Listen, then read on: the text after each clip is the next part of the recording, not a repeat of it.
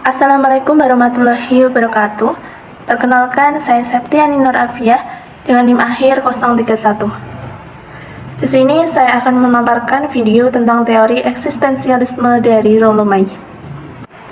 Sebelumnya yang saya hormati kepada Ibu dosen pengampu Psikologi Kepribadian 2, yaitu Ibu Nawang Setianingrum. Sebelumnya, pasti teman-teman udah nggak asing nih sama kata-kata eksis. Dalam bahasa Indonesia, eksis itu berarti keadaan, keberadaan, atau adanya. Nah, menurut Rollo May, eksistensial itu adalah diartikan sebagai suatu proses untuk memunculkan atau untuk menjadi sesuatu. Kemudian manusia mendapatkan kebebasan untuk bertindak dan bertanggung jawab atas tindakannya.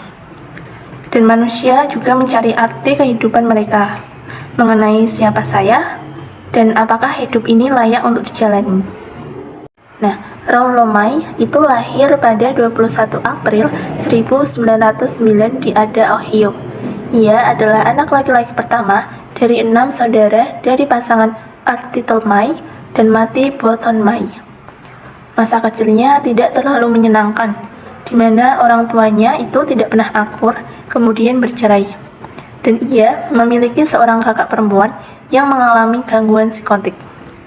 Tetapi pada masa kanak-kanak, ia menemukan ketenangan dan kebebasan, yaitu dengan bermain-main di tepi sungai St. Clair, yang dimana ia lebih banyak belajar dari sana daripada dari sekolah yang ia ikuti di Marine City. Kemudian tahun 1930, ia menerima gelar sarjana muda di Oberlin College di Ohio. Kemudian tahun 1932, May menghadiri sebuah seminar musim panas Alfred Adler di tempat peristirahatan di sebuah pegunungan dekat Wina.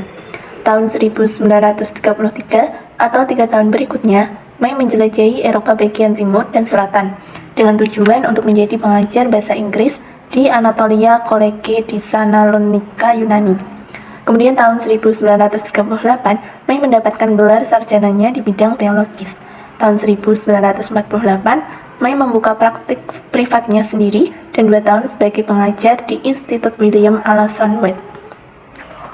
Tahun 1949, kira-kira di usianya yang 40 tahun, dia mendapat gelar PhD dalam psikologi klinis dari University of Columbia. Sebelum usia yang 40 tahun, May terkena TBC di awal usia 30 tahunnya dan menghabiskan waktu 3 tahun di Sanatarium Saranac, New York. Selama sakit dan penyembuhannya, May sanggup menyelesaikan sebuah buku tentang kecemasan. Setelah May sembuh dari penyakitnya, dia menulis disertasi tentang kecemasan dan tahun berikutnya diterbitkanlah dengan judul The Meaning of Anxiety. Karya paling terkenal May yaitu Love and Will, yang menjadi buku terlaris seluruh negeri dan memenangkan Ralph Waldo Emerson Award untuk kelompok tulisan humanistik. Di sepanjang karirnya, May menjadi profesor tamu di Harvard dan Princeton dan mengajar di banyak institut. Dia juga menjadi profesor utama di University of New York dan ketua di berbagai organisasi. Di sepanjang perjalanan hidupnya, May sempat bercerai 2 kali, dan tak lama setelah itu kesehatannya kembali menurun. May menghabiskan tahun-tahun terakhir hidupnya di Tiburon, California, sampai ia meninggal pada tanggal 22 Oktober 1994. Materi selanjutnya yaitu eksistensial. Eksistensial adalah ilmu yang mempelajari usaha berlaku manusia untuk memahami manusia dengan mengatasi jurang pemisah antara subjek dan objek yang berfokus pada kehidupan manusia di alam semesta. Materi selanjutnya yaitu ada konsep dasar eksistensial. Konsep dasar eksistensial menurut Rollo May ada 2, yaitu being in the world dan non-being. Being in the world adalah keberadaan di dunia, yaitu menyatukan subjek dan objek atau pribadi dan dunia, di mana di dunia itu manusia hadir dan menampakkan diri sebagai subjek yang sadar dan berproses. Ada 3 being in the world, yaitu well adalah hubungan dengan lingkungan sekitar, yang kedua well yaitu hubungan dengan orang lain, dan eigenwell yaitu hubungan dengan diri sendiri. Orang-orang yang sehat adalah orang-orang yang memiliki keseimbangan di antara 3 unsur tersebut, yaitu well, well, dan eigenwell.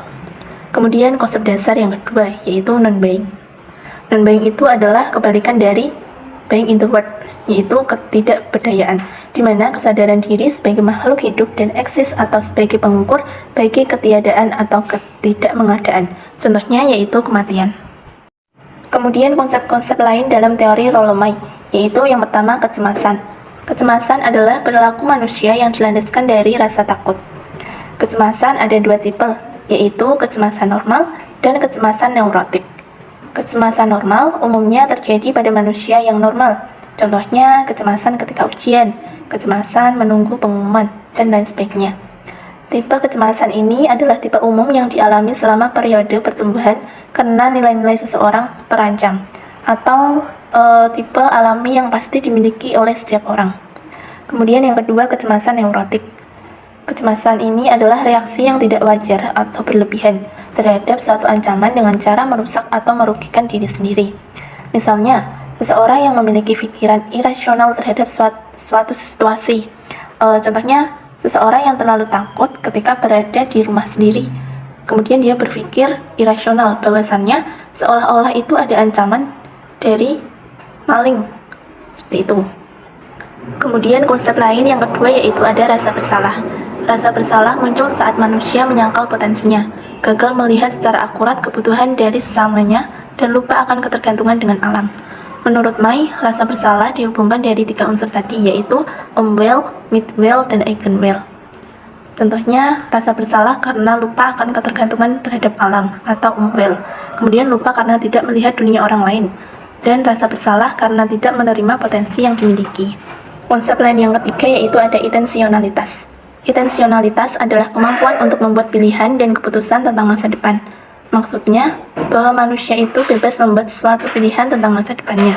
Ini dikaitkan dengan pengertian eksistensi menurut Rolomai, yaitu manusia mendapatkan kebebasan untuk bertindak dan bertanggung jawab atas tindakannya. Kalau dalam Rolomai ini disebut juga intensionalitas. Konsep lain yang keempat yaitu cinta dan kepedulian. Cinta adalah perasaan bahagia terhadap kehadiran orang lain, sedangkan kepedulian adalah proses aktif kebalikan dari apatis atau tidak peduli, atau kondisi ketika sesuatu benar-benar berarti. Jenis-jenis cinta itu ada 4, seks, eros, philia, dan agape. Yang pertama, seks. Seks itu adalah jenis cinta berdasarkan fungsi biologis yang dipuaskan melalui hubungan seksual. Yang kedua, eros. Eros adalah hasrat psikologis untuk menghasilkan keturunan dengan orang yang dicintai. Yang ketiga, philia. Philia adalah hubungan pertemanan yang intim tetapi non-seksual. Dan yang terakhir, agape. Agape adalah penghargaan terhadap orang lain, altruis, tidak mengharapkan pamrih. Contohnya itu cinta antara anak dan orang tua. Konsep lain yang kelima yaitu kebebasan dan takdir. Manusia memiliki kebebasan untuk melakukan sesuatu atau bertindak, atau freedom of doing, dan kebebasan untuk menjadi yang diharapkan, atau freedom of being. Sedangkan takdir adalah rancangan dari alam semesta yang kadang-kadang tidak sesuai dengan keinginan manusia. Namun, manusia memiliki kebebasan untuk bereaksi dalam menghadapi takdirnya. Contoh yang bisa diambil dari kebebasan dan takdir adalah dari pengalaman Rolomai, yaitu ketika ia menderita TBC.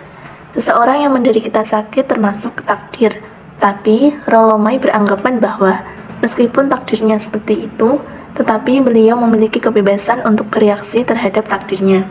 Misalnya, ia berusaha untuk positif terhadap sakitnya, dan pada akhirnya Rolomai sembuh dari penyakitnya. Seperti itu. Materi selanjutnya yaitu implikasi teori psikologi eksistensial terhadap bimbingan dan konseling. Yang pertama ada kesadaran diri. Teori ini membantu individu untuk mencapai kesadaran diri untuk hidup secara penuh sebagai manusia. Yang kedua, kebebasan dan tanggung jawab. Manusia memiliki kebebasan untuk memilih alternatif tindakan dan bertanggung jawab atas pilihannya. Dan yang ketiga, keterpusatan dari kebutuhan akan orang lain. Maksudnya, kebutuhan untuk menjadi orang yang berarti dalam dunia orang lain. Yang keempat, pencairan makna, yaitu membantu individu untuk mencari tentang identitas diri dan makna hidup. Yang kelima, kecemasan sebagai syarat, yaitu kecemasan sebagai tenaga motivasional untuk pertumbuhan, membantu individu mentolerir ketidaktentuan keadaannya.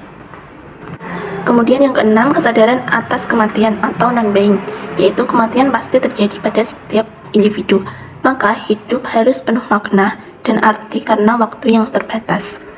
Kemudian yang terakhir yaitu ada aktualisasi, yaitu perjuangan untuk menjadi being manusia yang dapat mengembangkan potensinya. Sekian video tentang teori eksistensial dari Rollo May yang sudah saya sampaikan. Terima kasih. Wassalamualaikum warahmatullahi wabarakatuh.